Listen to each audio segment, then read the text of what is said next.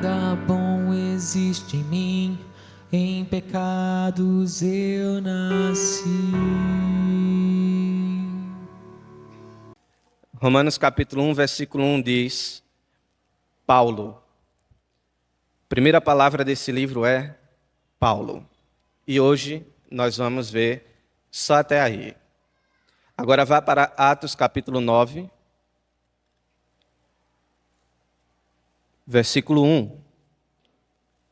Saulo, respirando ainda ameaças e morte contra os discípulos do Senhor, dirigiu-se ao sumo sacerdote e lhe pediu cartas para as sinagogas de Damasco, a fim de que, caso achasse alguns que eram do caminho, assim homens como mulheres, os levasse presos para Jerusalém.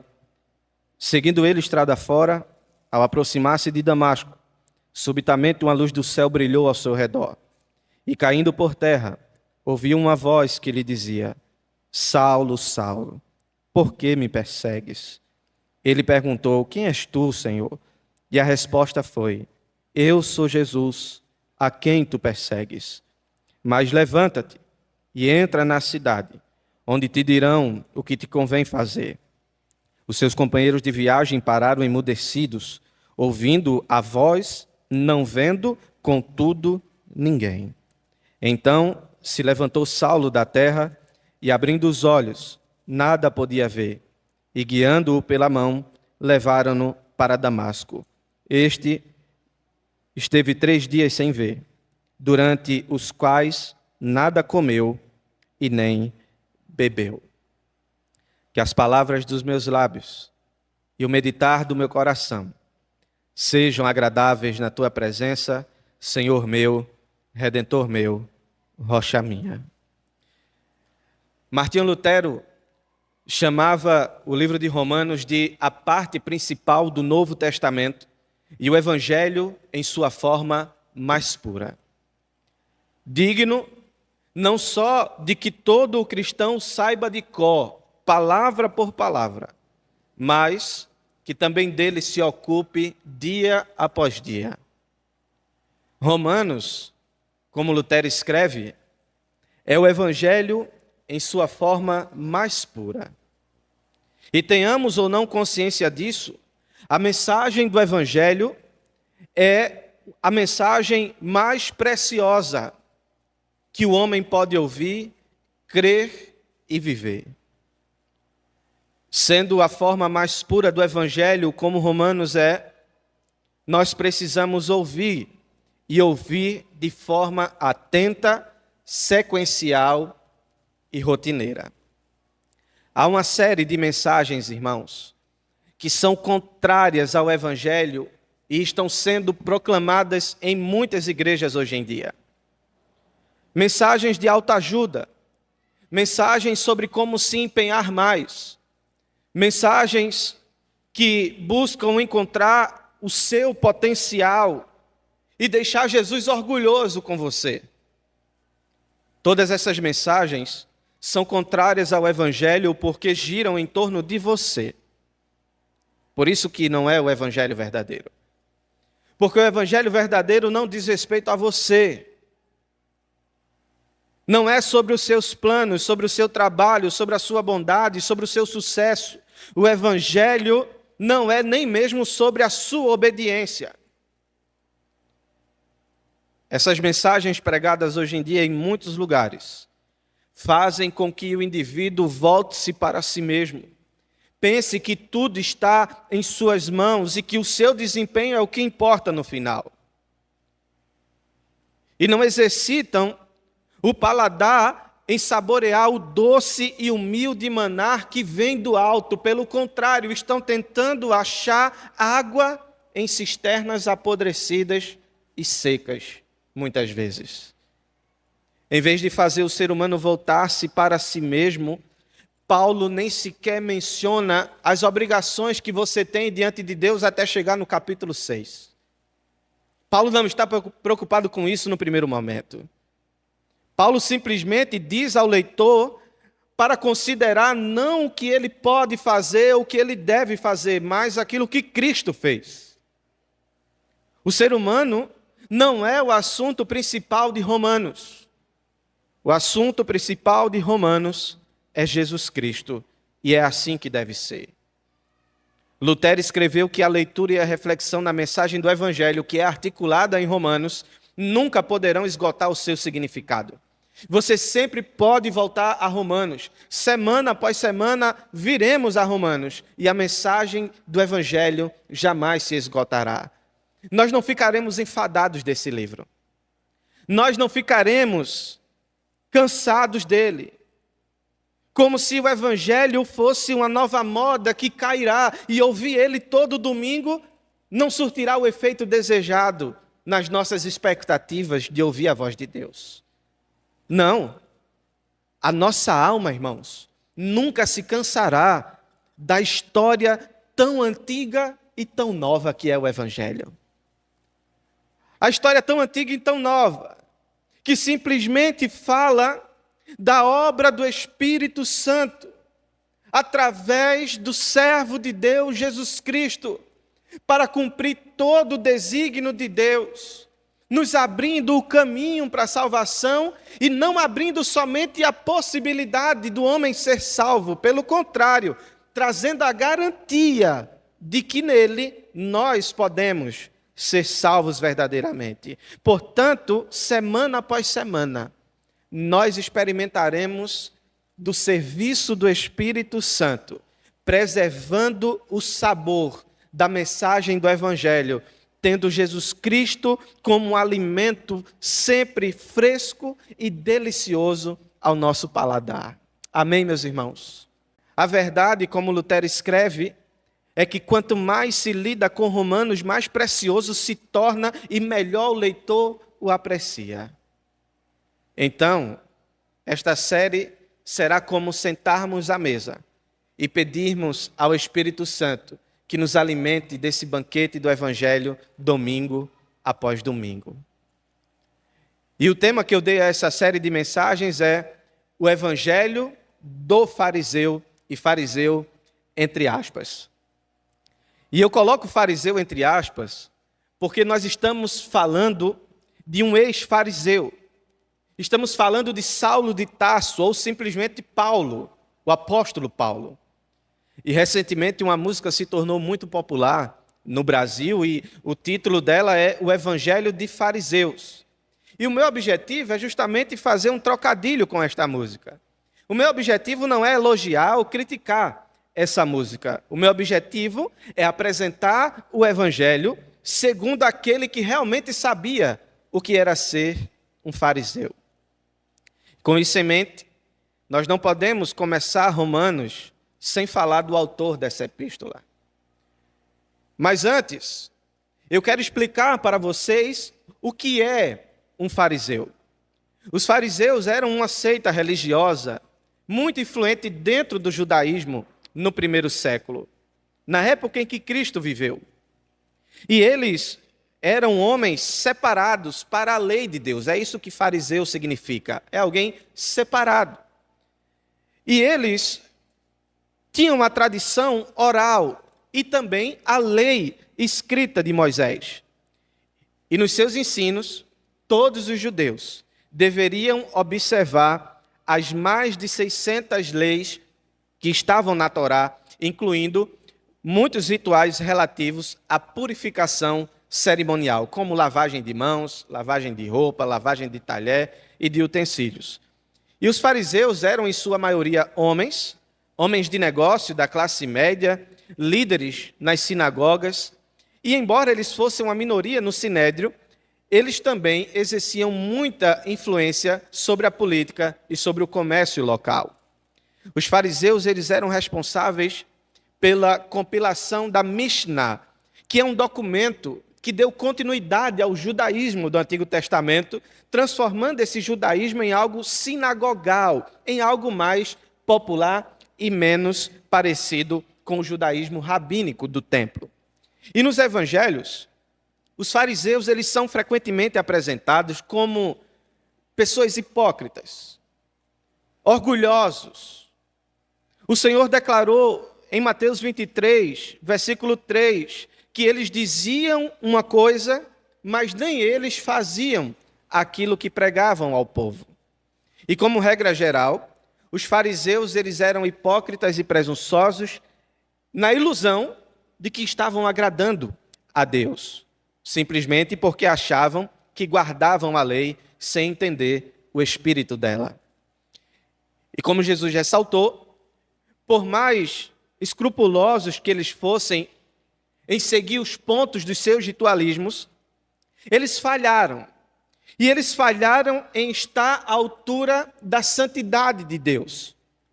Ainda no versículo 23, Jesus disse: tendes negligenciado os preceitos mais importantes da lei, a justiça, a misericórdia e a fé. Claro, nem todo judeu se opôs a Jesus, e também nem todo fariseu se opôs a ele. Nicodemos, por exemplo, em João capítulo 3, ele era um fariseu que considerava Jesus Cristo como sendo um mestre vindo da parte de Deus e de forma muito honesta procurou Jesus em busca de respostas. E Nicodemos, mais tarde, defende Jesus diante do Sinédrio e também esteve presente na crucificação para pegar o corpo do Senhor. E alguns primeiros cristãos, diz Atos capítulo 15, eles também eram fariseus. Então o apóstolo Paulo, ele foi treinado como um fariseu. As suas credenciais naquele grupo eram credenciais excelentes. Em Filipenses capítulo 3, versículos 5 a 6, Paulo chamou a si mesmo de hebreu de hebreus, e quanto à lei, fariseu, quanto ao zelo, perseguidor da igreja, quanto à justiça que há na lei, irrepreensível. Mas Paulo, ele descobriu que o seu cumprimento da lei não poderia produzir a verdadeira justiça. Depois de colocar a sua confiança em suas obras, ele se viu perdido diante da santidade de Deus. E agora, quando coloca a sua confiança na obra consumada de Cristo na cruz, ele vai dizer no versículo 9 de Filipenses, que ele desejou ser achado em Cristo, não tendo justiça própria que procede de lei, senão o que é mediante a fé em Cristo, a justiça que procede de Deus, baseada na fé. Então ninguém, nem mesmo o fariseu mais estrito, mais zeloso, pode justificar a si mesmo por guardar a lei, somente pela fé em Jesus Cristo. E eu diria que, tirando a pessoa do próprio Senhor Jesus, Paulo, ele teve a maior influência sobre o cristianismo. Paulo é o autor de 13 livros do Novo Testamento. E Paulo é a figura que mais aparece no livro de Atos dos Apóstolos. Ele é o autor principal no palco depois que o Senhor Jesus ressuscita. Paulo é o grande destaque. E ele tem sido, para mim e para muitos ministros do Senhor, um modelo de ministério, um padrão a seguir em todos os sentidos. Ele é o autor inspirado para escrever livros que moldam toda a nossa teologia, toda a nossa compreensão do Evangelho, da sua profundidade, da sua altura, da sua largura, do seu comprimento. Foi Paulo quem nos deu. E ele mesmo disse: sede meus imitadores, como eu também sou de Cristo. A sua conversão é uma das grandes histórias da história humana. E quando chegamos ao capítulo 9 de Atos, se você ainda está com a sua Bíblia aberta, coloque os olhos nela. E nós vemos aqui um dos grandes dias da história do mundo. A conversão de um homem chamado Saulo, cujo nome acabou sendo mudado para Paulo. E a transformação foi tão grande que aparentemente precisava ser refletida até em seu nome. E assim nos é dito no capítulo 13 de Atos e versículo 9 que o seu nome foi mudado para Paulo. E a conversão deste homem foi o pivô sobre o qual girou o futuro da igreja. A igreja ganhou uma nova roupagem. A igreja ganhou uma nova forma de atuar, de agir e de pensar depois do dia em que Paulo foi convertido. Foi o pivô sobre o qual girou o futuro da igreja. E era apropriado que, devido à enorme importância da sua conversão, fosse uma conversão única, porque ele era um indivíduo único. Único por nascimento, um judeu. Único por convicção, um fariseu. Único pela cidadania, um romano. Único pela educação, um grego. E então, pela graça de Deus, ele se torna também único, porque se tornou um cristão. Ele se tornou missionário, teólogo, evangelista, pastor, professor, pregador, organizador, líder, pensador, estadista, lutador e amante, tudo ao mesmo tempo. E seria difícil para nós imaginar que existisse outro como ele. E eu acredito que, ao abordarmos o relato da conversão de Paulo aqui no capítulo 9, nós temos que lembrar aquilo que já conhecemos do livro de Atos. E você deve se lembrar do capítulo 7. Volte para ele. Atos capítulo 7, versículo 58. Quando o fiel evangelista Lucas fala sobre um homem chamado Estevão. E Estevão pregou um maravilhoso sermão, percorrendo toda a história do Antigo Testamento e chegando no justo, no Messias, no Senhor Jesus Cristo, a quem os judeus trairiam e assassinariam. E após a pregação de Estevão, os judeus avançavam sobre ele para apedrejá-lo até a morte, e antes de lançarem as pedras sobre Estevão, diz o versículo 58, eles colocaram as suas vestes aos pés de um jovem chamado Saulo. E o capítulo 8, versículo 1, vá para o capítulo 8, versículo 1 de Atos, começa dizendo: Saulo concordou sinceramente em entregá-lo à morte. Sem dúvida, Saulo foi o orquestrador da execução de Estevão. E por isso, as capas foram colocadas aos seus pés, e naquele dia começou uma grande perseguição contra a igreja em Jerusalém, e todos foram espalhados por Judeia e Samaria, exceto os apóstolos que permaneceram. E Saulo, ele foi o grande perseguidor da igreja. Ele causou a dispersão da igreja. E eu acredito que as suas palavras e o seu comportamento sangrento, no caso de Estevão, desempenharam um grande papel para ele se tornar o líder dos fariseus nessa perseguição. Me permita contar mais um pouco sobre Saulo. A casa de Saulo ficava em Tarso. Tarso era uma cidade da Ásia Menor, bem na fronteira com a Síria. Hoje ela estaria mais ou menos entre a Síria e a Turquia. E naquela época Tarso era uma cidade muito distintiva. Ela era diferente das demais, porque ali era um grande polo universitário. Ela tinha algo equivalente a faculdades no mundo antigo. Grandes universidades estavam lá. E o pai de Saulo, ele era um cidadão romano que também era judeu. E ele transmitiu os bens e a tradição religiosa para o seu filho. Tanto é que Saulo, sendo cidadão romano, também judeu, tinha a mais alta estima entre o seu povo e entre os povos citados. Em Filipenses, no capítulo 3, ele diz: eu fui circuncidado ao 8º dia, da nação de Israel, da tribo de Benjamim, uma tribo nobre, um hebreu de hebreus, ele diz. E quanto à lei, eu era um fariseu. Quanto ao zelo, um perseguidor da igreja. Quanto à justiça que há na lei, considerada irrepreensível. Então ele era um judeu muito devoto. E de acordo com a tradição judaica, todo menino tinha que aprender um ofício, e logo ele aprendeu a costurar pelos de cabra e fazer tendas. E por volta dos 13 anos, ele vai e oficialmente se torna um filho da lei.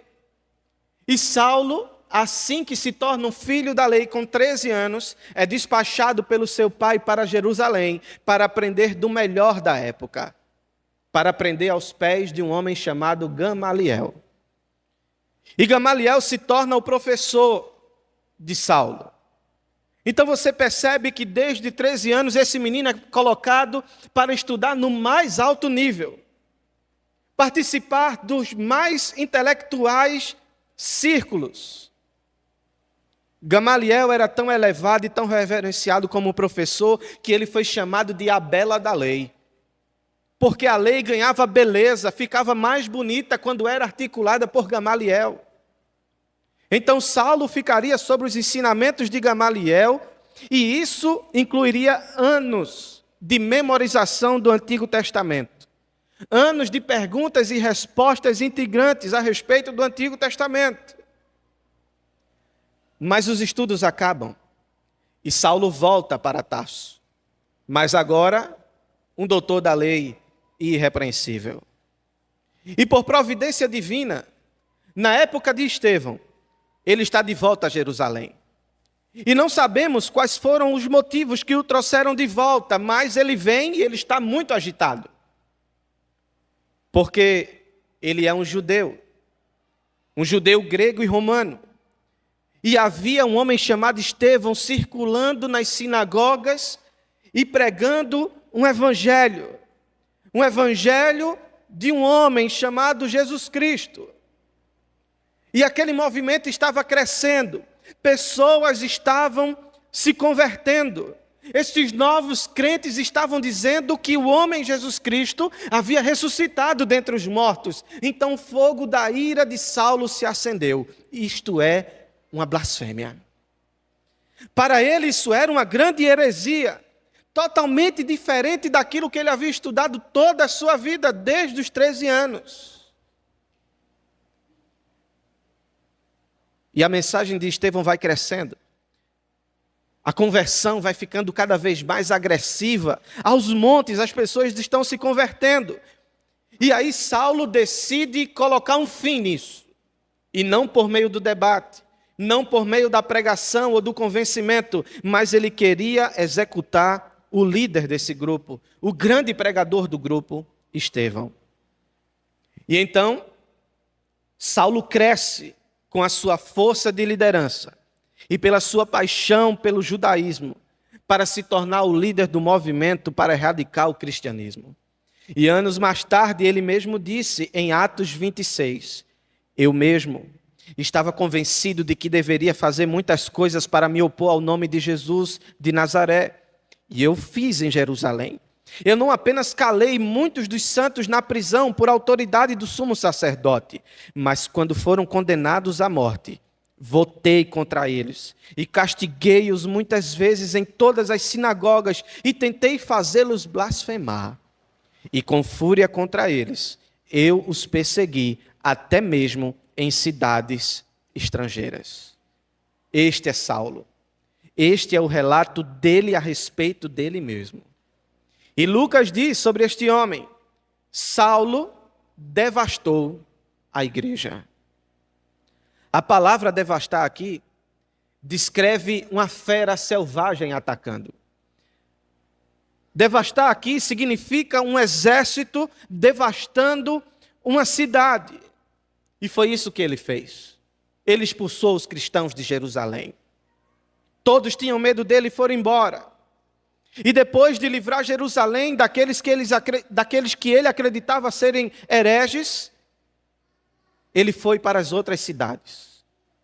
Ele estava disposto a não só expulsá-los de Jerusalém, mas ele queria caçá-los e eliminá-los de uma vez por todas.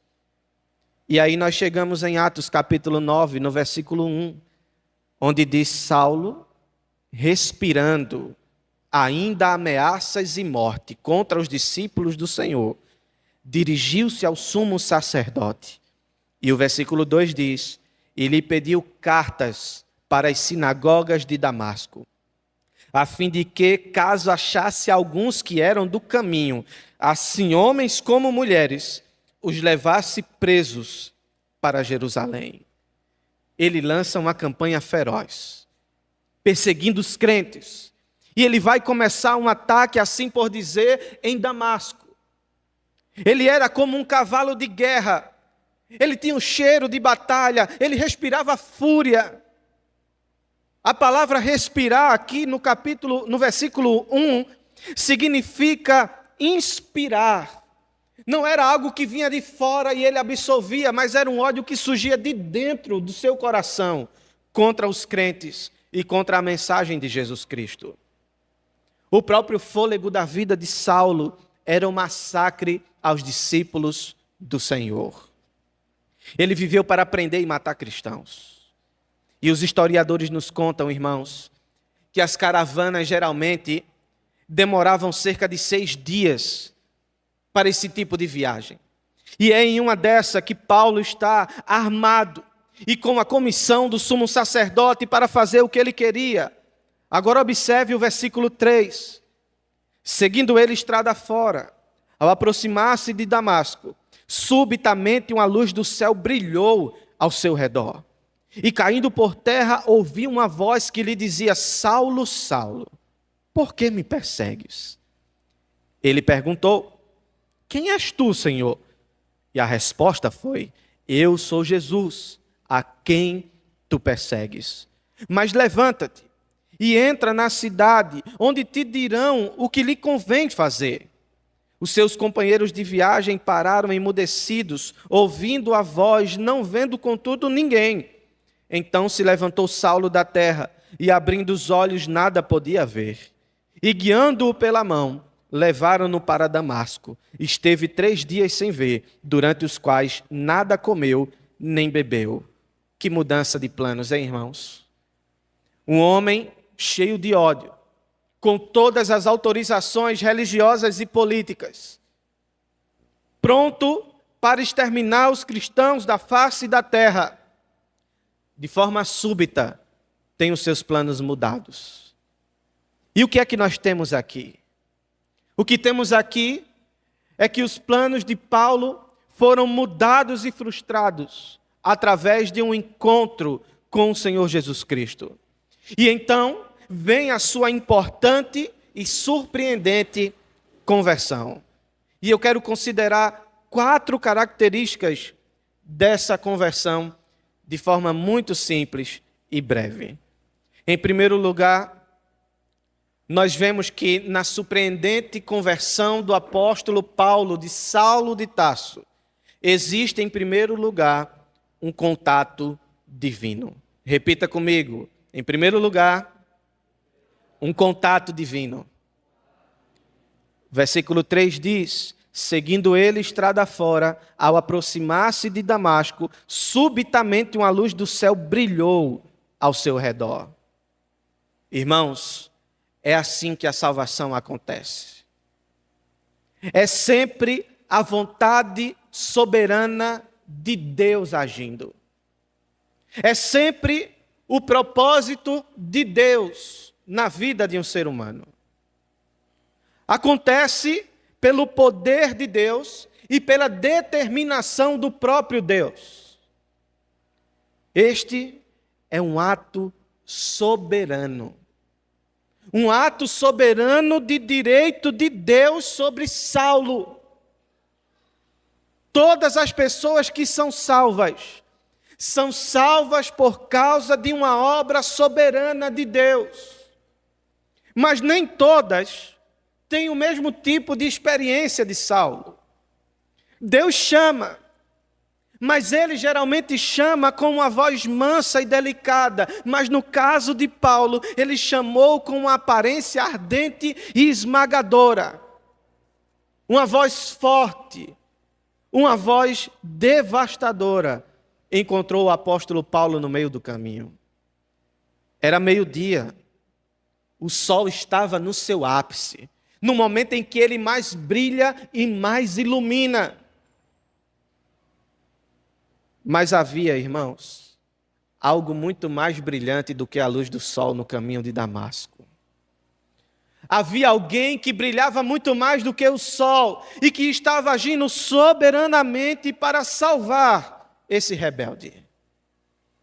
E brilhando ao redor de Paulo e de todos aqueles que viajaram com ele, estava uma luz mais brilhante do que o sol.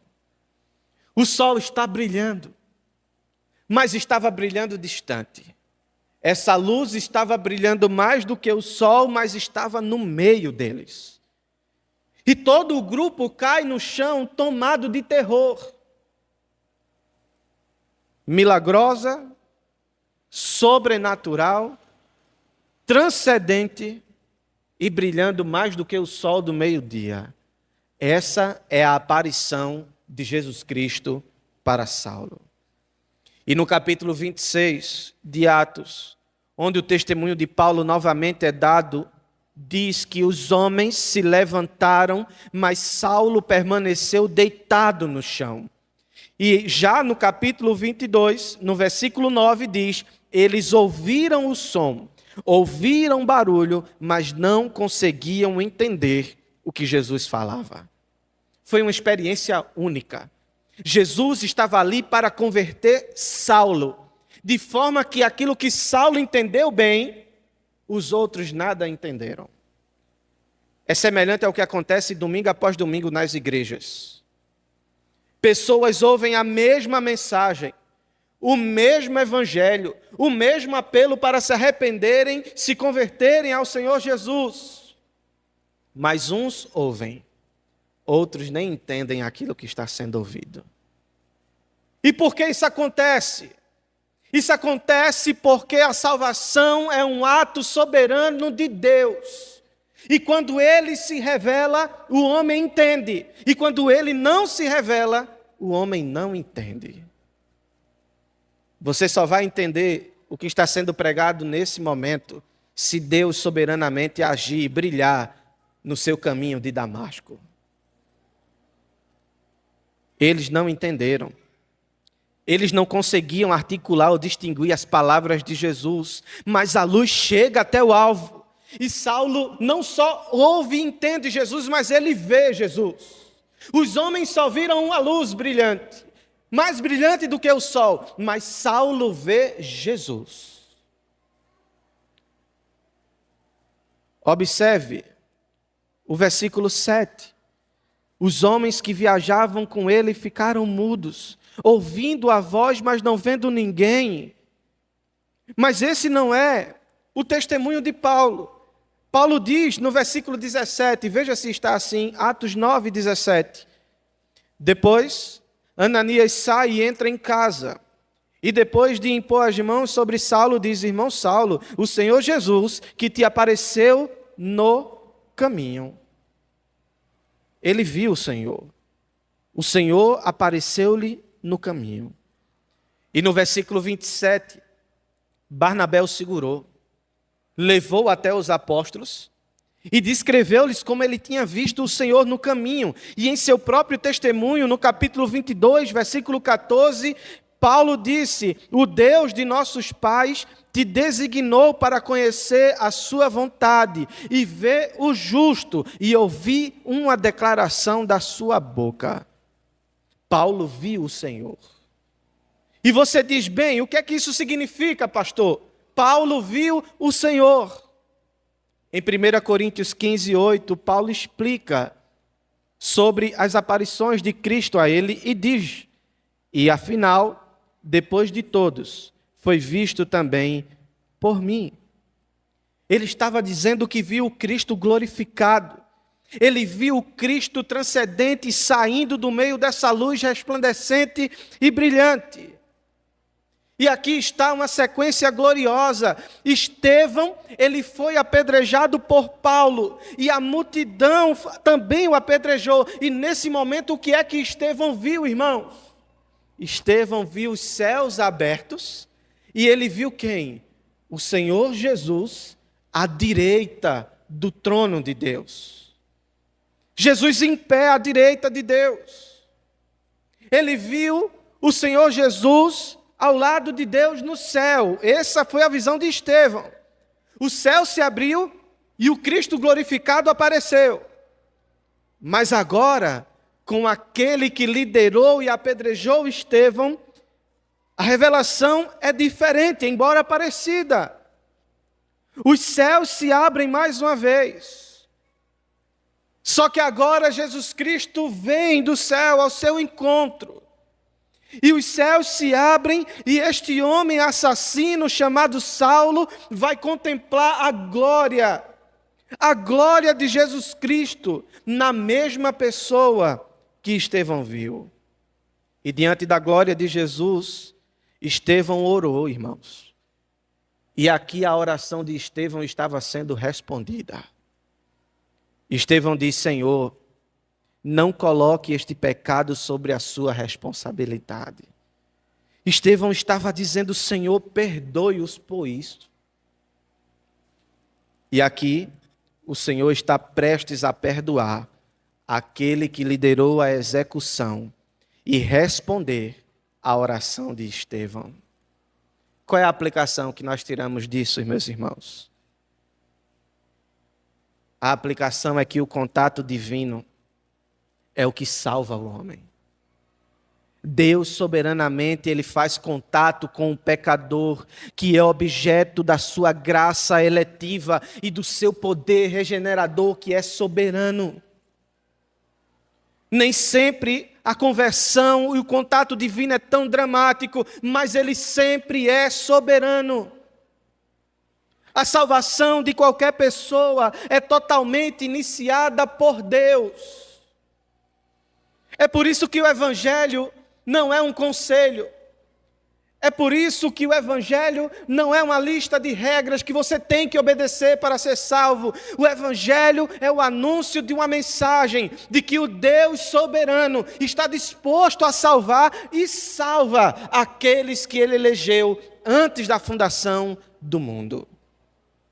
Assim como o mesmo apóstolo Paulo disse em Romanos capítulo 9, não depende de quem quer ou de quem corre, mas de Deus que usa de misericórdia. Saulo estava indo para um lado sem nenhuma ideia de virar para o outro, mas Deus soberanamente o girou através de um contato divino. Esse é o primeiro ponto da salvação. Deus vem ao pecador e se apresenta a ele como um sol ao meio-dia. Mostra a sua glória e muda todo o propósito do homem. Amém, meus irmãos? Em segundo lugar, além de um contato divino, na conversão de Paulo e na salvação de modo geral, existe uma convicção divina que toma aquele que foi alcançado pela glória de Jesus Cristo. Observe o versículo 4. Diz que ele caiu por terra e ouviu uma voz que lhe dizia: Saulo, Saulo, por que você me persegue? Com isso, Jesus Cristo estava produzindo uma convicção divina no apóstolo Paulo. A convicção de que era grande o seu pecado. Paulo, por que você me persegue? Paulo não sabe, irmãos, nesse primeiro momento direito aquilo que o atingiu. Mas ele sabe que foi atingido. Ele está aos pés do seu conquistador. Os homens se levantaram, mas ele ainda continuou deitado no chão. Ele está na posição certa para ser salvo. Se houvesse uma posição certa para a conversão, seria essa: deitado, largado no chão, sem forças. Prostrado, vencido por Jesus, na posição certa para ser convertido. Nos escritos de Lucas, a repetição de um nome parece implicar em uma repreensão ou em uma advertência. Você vai ver Lucas dizendo que Jesus falou: Marta, Marta. Depois Jesus falou: Jerusalém, Jerusalém. Depois ele falou: Simão, Simão. E aqui Lucas registra: Saulo, Saulo. Há uma natureza enfática aqui nessa repetição. Por que você me persegue? Por que razão, Paulo, você está fazendo isso? Em João 15, 25, o próprio Jesus disse: eles me odiaram, mas me odiaram sem causa. Por que é que você está fazendo isso, Saulo?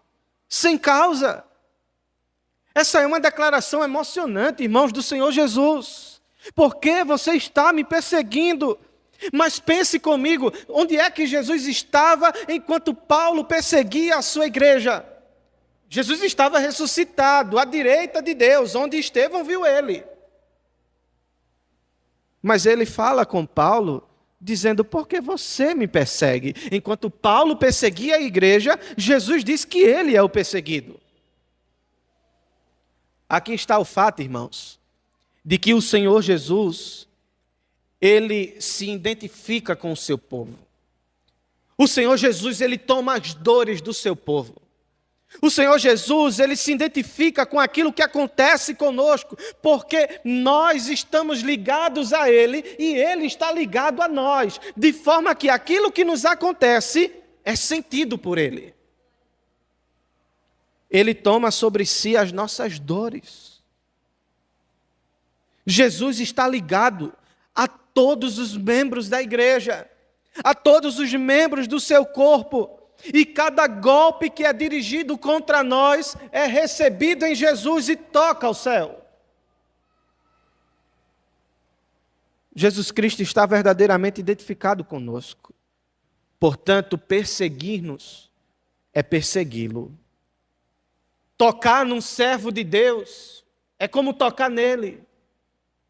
Tocar na sua vida, mexer com você, é como mexer em Jesus Cristo. Por que me persegues? Ele pergunta. Saulo estava desferindo golpes em Jesus quando golpeava a igreja. E mais tarde na sua vida ele vai dizer com alegria, eu estou aceitando agora os golpes que foram destinados a ele. Trago em meu corpo as marcas de Cristo. Saulo aprendeu a grande verdade que logo ensinou e viveu, que todo membro do corpo de Cristo é membro de Cristo, é um com Cristo, que ele é a cabeça gloriosa do corpo e os crentes são os seus membros. E se um crente é tocado na terra, esse toque é sentido no céu. Ele verdadeiramente se importa com a nossa vida. Ele carrega as nossas dores e carrega as nossas tristezas. Saulo estava perseguindo Jesus quando perseguiu o seu povo. E nesse glorioso encontro com Jesus, ele é atingido pelo verdadeiro problema da sua vida e tomado da convicção que Jesus queria que ele tivesse. A convicção é de que ele era um grande inimigo de Jesus. E essa convicção deve invadir todo ser humano. Por natureza, naturalmente, nós já nascemos inimigos de Deus. Nós já nascemos ofendendo a Deus. Os intentos de nosso coração já são maus, desde bebezinho. Certamente você não ensina os seus filhos a serem invejosos, maliciosos. Você não ensina aos seus filhos a não quererem dividir os brinquedos. Mas eles fazem isso naturalmente, porque eles são inimigos de Deus e precisam serem convertidos assim como Paulo foi. Porque todos pecaram, disse Paulo em Romanos 5, e carecem da glória de Deus. Todos. E quando Deus inicia a salvação, você precisa ir imediatamente para a verdadeira questão da sua vida. E a verdadeira questão é declarada aqui: você está me perseguindo, de Jesus. Porque você está tratando Jesus da maneira que você o trata. Esse é o problema de Saulo. E também seja o seu problema nesta noite. Por que é que você está tratando Jesus assim? Por que é que você não está o tratando pelo que Ele é? Senhor, soberano, glorificado, digno do seu serviço, digno da sua vida. Mas por que é que você o trata como se fosse qualquer coisa? Por que é que para você Ele é somente um ideal? Alguém que você agradece pelas coisas boas que acontecem na sua vida, e não o seu Deus e o seu Senhor. Jesus também pergunta para você nessa noite: por que é que você está me tratando assim? Por que me persegues com o seu pecado? Por que me persegues com a sua falta de compreensão de que você é um pecador e precisa de mim? Existem muitos pecados no mundo, irmãos, mas o pecado mais importante de conhecer é o conhecimento do pecado de rejeitar Jesus Cristo. Paulo perseguia a igreja, perseguindo Jesus Cristo, porque achava que não precisava de Jesus Cristo, porque rejeitava Jesus Cristo. Então a questão aqui não é que um homem seja mentiroso, nem que uma mulher seja cruel, má, enganosa, imoral, ou qualquer outra coisa. O crime pelo qual todas as pessoas são condenadas ao inferno é a rejeição a Cristo. Os outros pecados são a consequência da rejeição. 1 Coríntios 16, 22, o próprio Paulo disse: se alguém não ama o Senhor Jesus Cristo, seja anátema. Anátema significa amaldiçoado. Confira se está assim, 1 Coríntios 16, 22, se alguém não ama o Senhor Jesus Cristo, seja amaldiçoado. A obra do Espírito Santo, irmãos, o nosso Senhor disse em João 16, é convencer o mundo do pecado, porque eles não creem em Jesus. Esse é o crime de todos os crimes. Esse é o pecado imperdoável, ao qual Jesus Cristo chamou de blasfêmia contra o Espírito Santo. É rejeitar a Cristo até o final de sua vida e morrer nessa rejeição.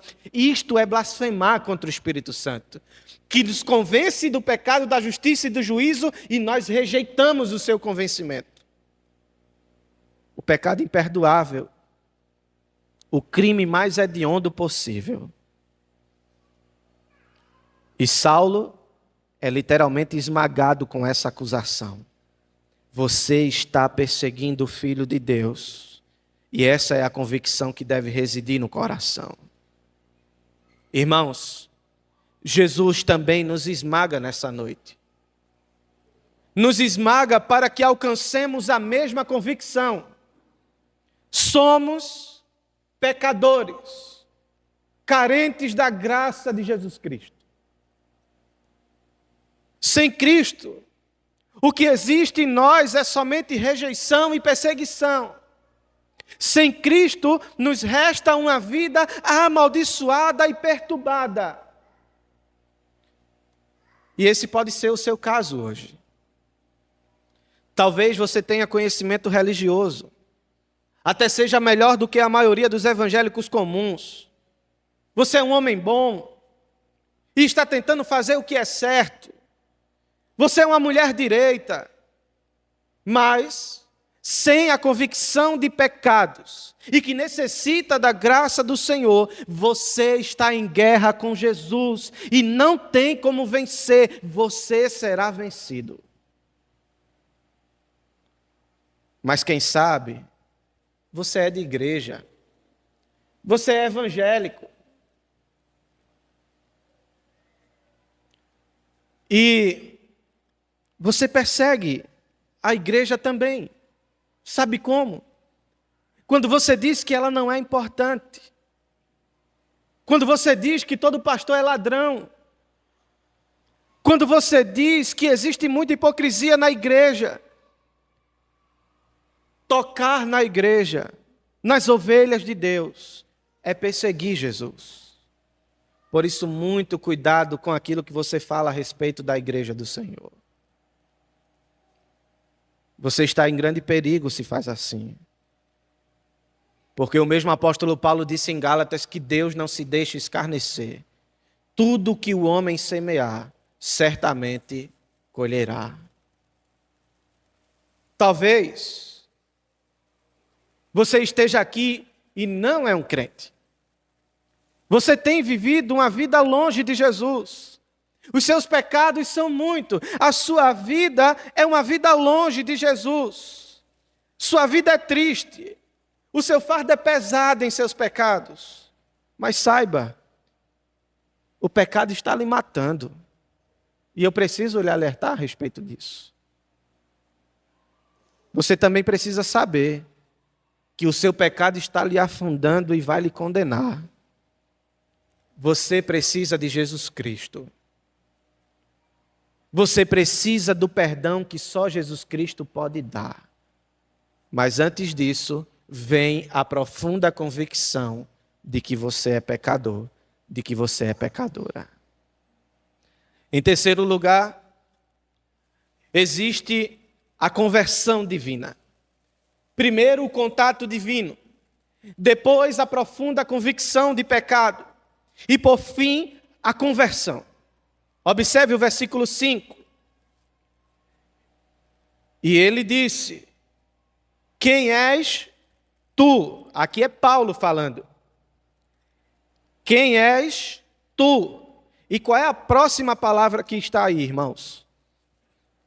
Senhor. Algo dramático está acontecendo aqui. Parece uma simples pergunta, mas já é a primeira evidência de conversão. Ele diz: quem és tu, Senhor? Ele ainda não tem certeza para quem está olhando. Ele nunca tinha visto Jesus antes, mas ele rapidamente descobre que foi indiciado por perseguir Jesus, que é o Senhor que está ali diante dele. E ele agora está reconhecendo quem é o Senhor. E Jesus lhe diz: eu sou Jesus. E no capítulo 22, versículo 8, diz que ele falou: eu sou Jesus de Nazaré, a quem você está perseguindo, aquele mesmo que você está perseguindo. Jesus capturou a atenção de Paulo aqui quando disse que era Jesus de Nazaré. Porque Jesus usou o seu nome de nascimento, Jesus, que significa Jeová salva. Ele estava dizendo: eu estou entrando com salvação na sua vida, Saulo. Eu sou Jesus, o Salvador. Eu sei que você está prostrado, vencido e aterrorizado, mas eu não vim para lhe condenar, eu vim para lhe salvar. É assim que Jesus faz. Ele nos aponta o nosso pecado, mas não é para nos condenar, é para nos salvar. Vai chegar o dia em que ele se apresentará como juiz de toda a terra, e nesse dia não haverá mais chance. Mas agora, ele se mostra como Jesus de Nazaré, Jeová que salva. Mas você pode dizer: pastor, espere um minuto. Só dizer Jesus é o Senhor e Jesus dizer que é Jesus de Nazaré não é suficiente para alguém ser salvo, pastor. É verdade.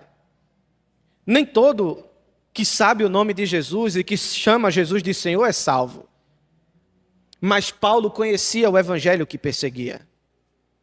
Paulo sabia qual era a mensagem pregada pelos cristãos. Então, quando Jesus aparece diante dele, ele está sendo enchido com a convicção do evangelho e com a convicção de que diante dele está o grande Salvador. Ele sabe que está diante daquele que Estevão disse: eu estou vendo o Filho do Homem em pé à direita do trono de Deus no céu. Meus irmãos, quando Paulo grita: quem és tu, Senhor? E Jesus diz: eu sou Jesus a quem persegue, Jesus acrescenta algo mais. Jesus diz: duro é para ti lutar contra os aguilhões. Jesus diz que é aquele que salva e diz: Paulo, a batalha acabou. Você foi vencido, Paulo. Não há mais para onde correr.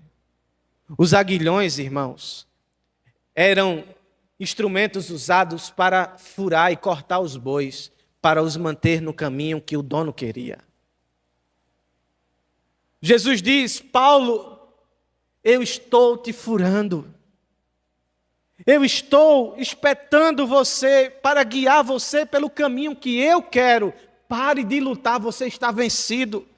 Você está acuado. Você não pode fazer nada diante desse fato. Porque você não pode lutar contra Deus, rebelar-se contra Deus, fazer uma guerra contra Deus e não sentir dor. Só quem vai sair machucado é você. Mas esse homem teve um encontro com a graça soberana de Deus. Foi tomado por uma profunda convicção de seu pecado contra o Senhor Jesus Cristo. E ele responde com uma humilde penitência. E então a conversão ocorre. E isso se torna óbvio, irmãos, à medida que a história avança. E nós vamos continuar na semana que vem. Mas eu encerro dizendo o seguinte, que Paulo fala em 1 Timóteo, capítulo 1, versículo 12, dando testemunho da sua conversão. E ele diz: eu agradeço a Cristo Jesus, nosso Senhor, que me fortaleceu, porque me considerou fiel, colocando-me ao serviço, embora eu fosse anteriormente um blasfemador, um perseguidor e um agressor violento. E ele continua: no entanto, recebi misericórdia porque agi ignorantemente e incrédulo. E a graça de nosso Senhor foi mais que abundante, com a fé e o amor que se encontram em Cristo Jesus. Essa é uma afirmação verdadeira e confiável, merecedora de plena aceitação, que Cristo Jesus veio ao mundo para salvar os pecadores, entre os quais eu sou o principal. No entanto, por esta razão, encontrei misericórdia, para que em mim, como principal, Jesus Cristo pudesse demonstrar sua perfeita paciência como exemplo para aqueles que creriam nele para a vida eterna. E ele termina dizendo: agora, ao Rei eterno, imortal, invisível, ao único Deus, seja a honra e glória para todo o sempre.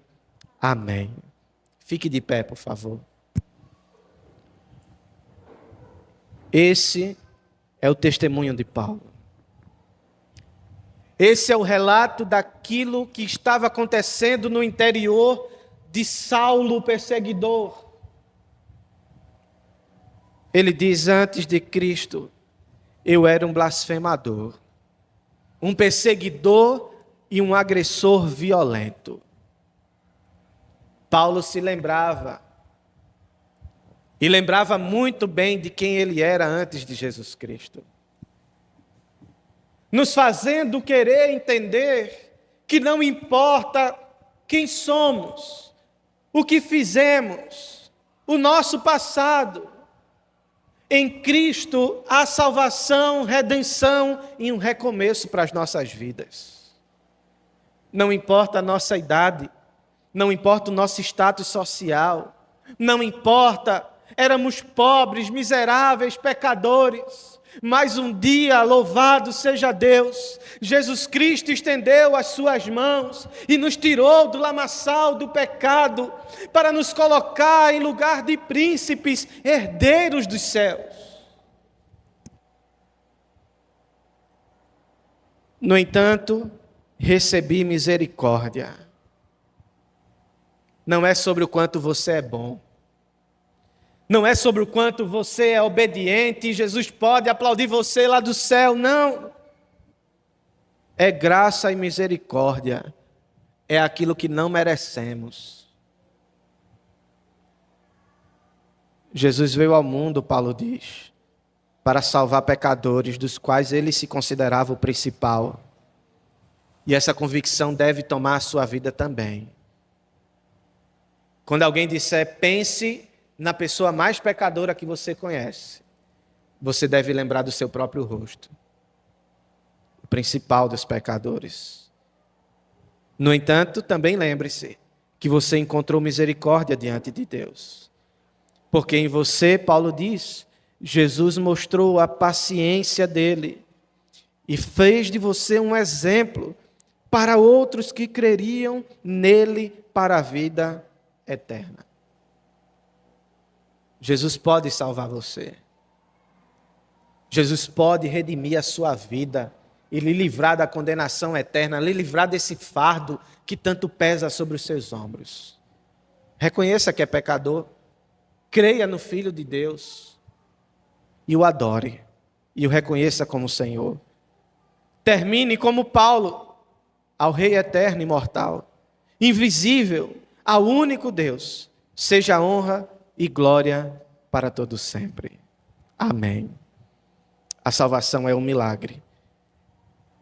E eu rogo a Deus que esse milagre aconteça na sua vida hoje, se você não é convertido. E se você já é convertido, que esse milagre possa encher a sua boca e o seu coração de louvor e de gratidão. Feche os seus olhos, vamos orar. Senhor, nosso Deus, nosso Pai, nós te louvamos, Senhor, porque quando olhamos para a vida do apóstolo Paulo, teu servo, nós observamos como o Senhor soberanamente salva. Sobre como o Senhor é poderoso e majestoso e que não há quem possa escapar de tuas mãos. Assim crendo, entendemos que cada um que está presente aqui nessa noite veio como um ato soberano do Senhor. Cremos que esse culto e que essa pregação é o caminho de Damasco de alguns que estão aqui. O Senhor os trouxe para te encontrar, para encontrar o teu evangelho, para receberem o toque divino e a profunda convicção de pecados. E após isso, reconhecerem Jesus Cristo como Senhor e dedicarem toda a sua vida a Ele. Também cremos, Senhor, que quando Tu pregas o Teu Evangelho novamente aos crentes, é para fazê-los lembrar do grande milagre que o Senhor operou em suas vidas. Para nos fazer lembrar que somos os principais dos pecadores, mas que achamos muita graça e muita misericórdia, porque para um grande pecador nós temos um grande Salvador, Jesus Cristo, o justo, Filho de Deus.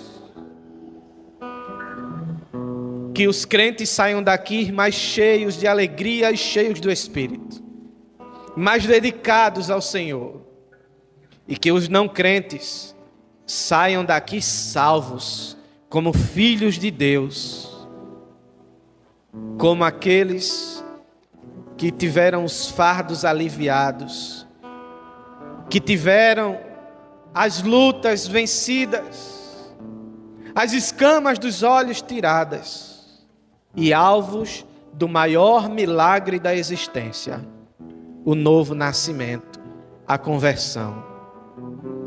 Essa é a nossa oração, em nome de Jesus. Amém. Amém.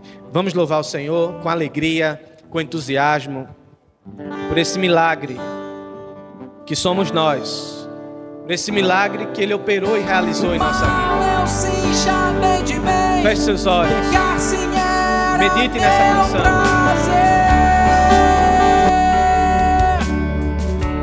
Deus é soberano em graça, sua graça regenera. Só a graça justifica, só a graça santifica, só a graça me liberta,